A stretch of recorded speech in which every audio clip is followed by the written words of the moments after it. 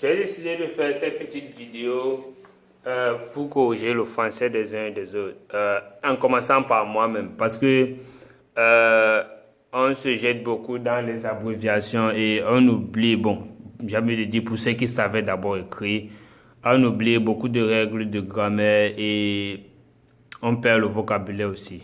Bon, il y a beaucoup aussi qui ne savent pas écrire. Et j'ai eu cette idée d'une fille qui a fait un post où elle a dit elle s'en fout de son français. Bon, ce qui m'a plu déjà, c'était son honnêteté à savoir qu'elle devait écrire du n'importe quoi. Mais elle est prête à apprendre. C'est ça qui m'a plu. Et ça m'a donné l'idée de commencer aussi à faire des cours en français pour les uns et les autres. Je sais pas comment est-ce que ça va se passer. Si vous avez des posts dont vous voulez la correction en vocabulaire ou en grammaire, faites une capture d'écran et envoyez-moi inbox au compte Samba Espoir de l'Afrique et je me ferai le réel plaisir de vous donner la correction. Bon, je vais commencer par celui-ci parce qu'il est très drôle et il est parti dans le poste d'une jeune demoiselle où il a ramassé une erreur où elle a dit nouveau recrue au lieu de nouvelle recrue en fait.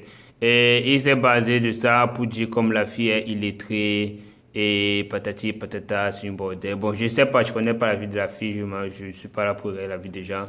Mais bon, les erreurs, ça se commet. C'est pas parce que quelqu'un a commis une erreur que ça fait de lui une bêtise en fait. Et parce que lui-même, il n'a fait pas une erreur dans son texte, il en a fait deux. J'espère qu'il va se reconnaître et que la honte va le suivre.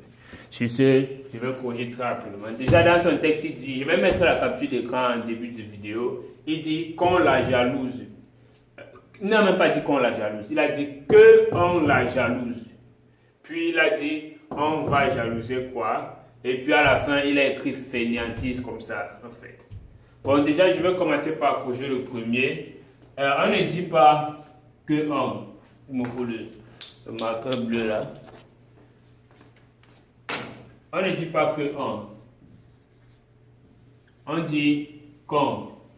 Avec apostrophe ici et on met ON là. Tu peux te permettre, on appelle ça le français familier. Comme la jalouse. Bon, mais en bon français, on va dire que. Elle dira que nous la jalousons.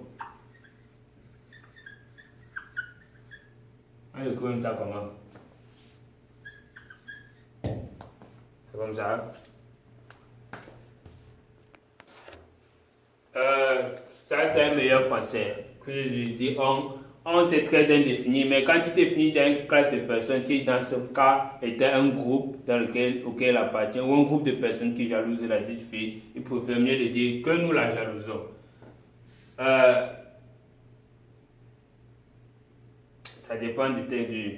S'il dit, elle dira que nous la jalousons, bien si dans un autre contexte on aurait utilisé le subjonctif. Dans le cas du subjonctif, vous diriez plutôt que nous la jalousion. Bon, mais ça dépend de ce qu'il vient avoir. Mais dans son cas, il fallait dire que nous la jalousons, parce qu'il parle au présent.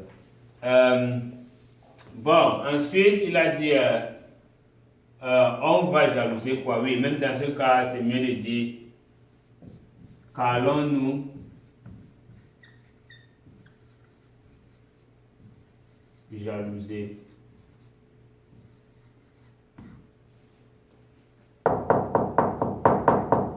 Attention. Qu'allons-nous jalouser? C'est mieux dit comme ça. Qu'allons-nous jalouser? Ou alors, que va-t-on jalouser?